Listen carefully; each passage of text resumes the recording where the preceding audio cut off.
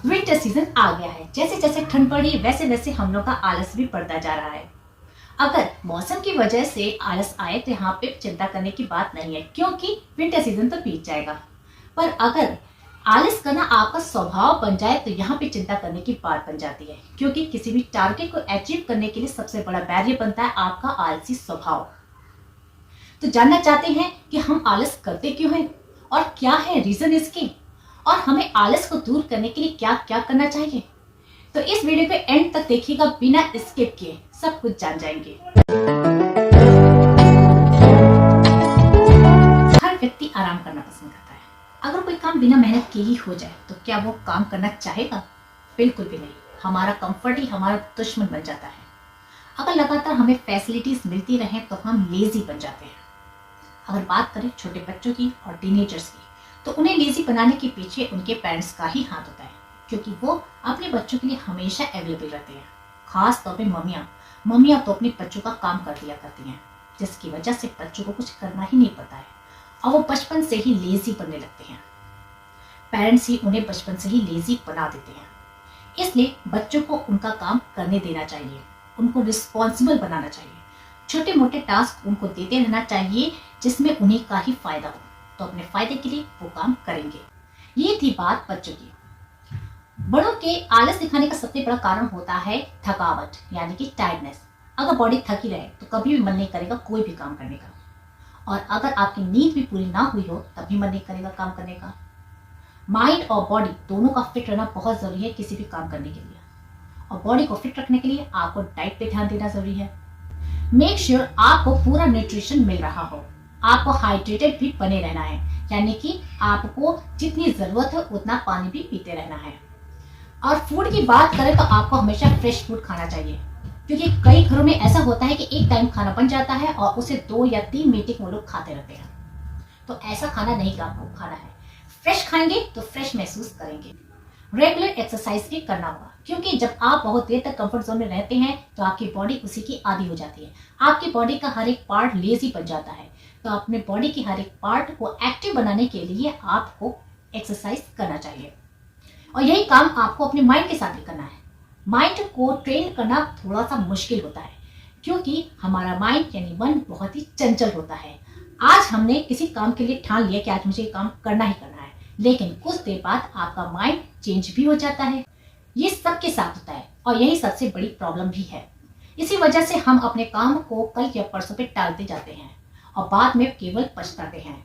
ये कहते हैं कि काश मैंने उस वक्त आलस ना किया होता तो ये काम मेरा कब का हो चुका होता। ये सबके साथ होता है। तो आपको अपने माइंड और बॉडी को फिट बनाना होगा, जिसके लिए आपको अपने डाइट पे ध्यान देना होगा और रेगुलर एक्सरसाइज करना होगा।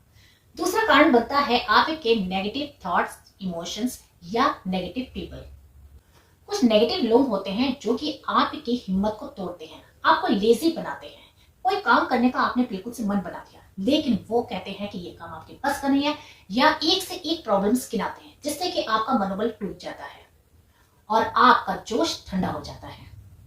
तो आपको इस तरह के नेगेटिव लोगों से दूर रहना है, जो कि आपको मोटिवेट करने की जगह आपको लेजी बनाते हैं, क्योंकि आप कुछ भी नया एक्सपीरियंस करने से कतराने लगते हैं। इस तरह से आप लेजी बनते जाते हैं। तीसरा कारण ये है कि आप मान लेते हैं कि आप एक नंबर के आलसी हैं। कुछ लोग तो इसलिए कहते हैं कि मैं आलसी हूं क्योंकि वो किसी काम से बचना चाहते हैं, पर अगर आप बार बार ये कहेंगे कि मैं आलसी हूं तो आप वही फील करने लग जाते हैं और आप एक नंबर के आलसी बन जाते हैं। तो अपने लिए नेगेटिव बोलना, नेगेटिव सोचना बंद कर दीजिए। आलस को दूर करने के लिए हमें क्या क्या करना होगा? सबसे पहले अपने थॉट्स और अपने बिलीफ को चेंज करना होगा, जो आपने अपने लिए बना रखे हैं। आपको मेंटली प्रिपेयर होना पड़ेगा। फिजिकली प्रिपेयर होने से पहले आपको मेंटली प्रिपेयर होना पड़ेगा। आपको अपने आप से पॉजिटिव बातें करनी होगी कि ये काम हम कर सकते हैं, अभी के अभी हमें ये काम करना ही करना है। बहुत सारी पॉजिटिव बातें आपको खुद से करनी होगी। अपने आप को मेंटली प्रिपेयर करना होगा, एक्टिव करना होगा। जब आपका माइंड एक्टिव हो जाएगा तो आपकी बॉडी अपने आप ही एक्टिव हो जाएगी। इससे क्या होगा कि काम को कल या परसों पे टालने की जो आपकी आदत है ना, वो छूट जाएगी। दूसरा है कि काम को इंटरेस्टिंग बनाने की कोशिश कीजिए। बहुत से ऐसे काम होते हैं जो रूटीन वाले काम होते हैं, जो कि आपको बोरिंग लगते हैं, सभी को बोरिंग लगते हैं। तो उसको इंटरेस्टिंग बनाना पड़ेगा, ताकि जब आपका इंटरेस्ट उसमें जागे तो आप अपने आप को एक्टिव बनाएं, आपकी जो आलस करने की जो समस्या है ना, वो भी खत्म हो जाएगी। हम मनुष्य का स्वभाव होता है कि जब तक कोई काम करने से हमें बेनिफिट नहीं मिलता तब तक हम उस काम को करना नहीं चाहते, हम उस काम को करना पसंद ही नहीं करते हैं। एक एग्जांपल लेते हैं, जैसे कोई व्यक्ति है, वो किसी हेल्थ इश्यू से गुजर रहा है और उसको पता है कि एक पर्टिकुलर एक्सरसाइज से वो बिल्कुल ठीक हो सकता है, तो वो उस एक्सरसाइज को करना चाहेगा क्योंकि वो जानता है कि इस एक्सरसाइज से वो ठीक हो सकता है, पहले की तरह ठीक हो सकता है। हर कोई व्यक्ति चाहता है अपनी लाइफ को एंजॉय करना, वो भी अपने फ्रेंड्स या अपने रिलेटिव्स की तरह अपनी लाइफ को एंजॉय करना चाहता है, ना कि बीमार पड़े रहना चाहता है या अपनी लाइफ को इसी तरह से बीमारी से के साथ गुजारना चाहता है। तो इस तरह से वो मोटिवेट होगा और वो एक्सरसाइज करेगा। एक बार वो जब कंफर्ट जोन से बाहर निकल जाएगा तो वो डेली एक्सरसाइज करना चालू कर देगा। और यही नहीं, एक टाइम ऐसा आएगा कि वो दूसरों को भी मोटिवेट करेगा, एक्सरसाइज करने के लिए कहेगा। तीसरा, मैनेजमेंट बहुत जरूरी है।